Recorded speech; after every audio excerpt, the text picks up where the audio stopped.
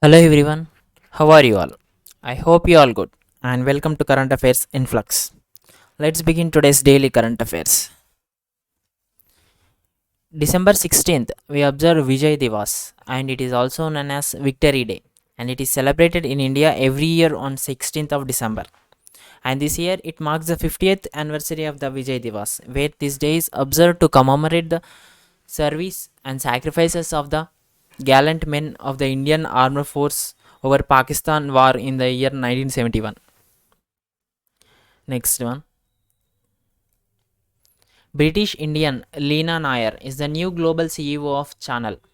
The Channel is a French luxury fashion house which mainly focuses on women's ready-to-wear clothes and the luxury goods and accessories. And where here the Leena Nair, who is an executive from the Unilever, is now appointed as the global CEO of Channel, where she is an rare outsider at the helm of the tightly controlled family fashion house known for its tweed suits, quilted handbags, and number 5 perfume. Next one. IIT Delhi tied up with IAF to improve indigenous indigenization efforts.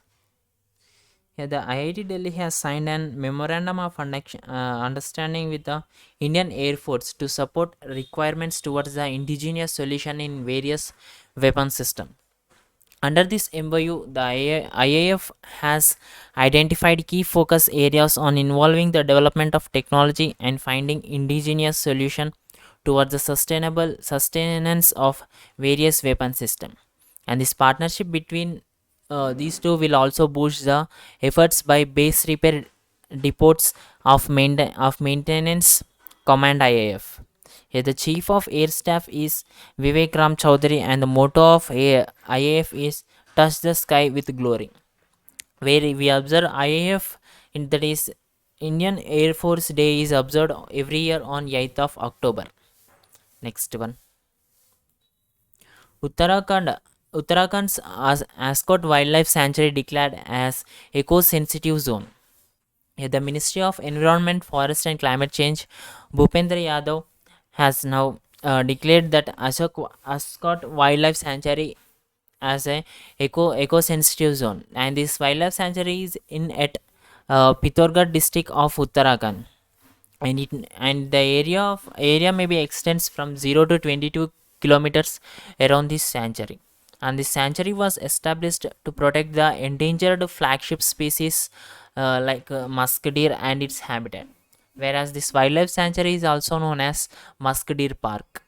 Yeah, the chief minister of Uttarakhand is Pushkar Singh Dhame and the governor is Gurmeet Singh. Next one. Bhutan has honored PM Modi with its highest civilian award, uh, Gadag Pelgi Khorlo. Yeah, the Bhutan Prime Minister Lothe Tshering has announced PM Modi for its highest civilian award. And during the pandemic, India has extended support to the neighboring countries in the form of vaccines, medicine, and other emergency services. And the um, friendly approach of this type by the Prime Minister Narendra Modi to Bhutan, the Bhutan Prime Minister has given its highest civilian award to the Prime Minister Narendra Modi. Here, the Prime Minister of Bhutan is Lothe Tshering, and the capital is Thimphu, and the currency of Bhutan is Bhutanese Ngultram. Next one. India successfully tests long-range supersonic missile-assisted torpedo SMART.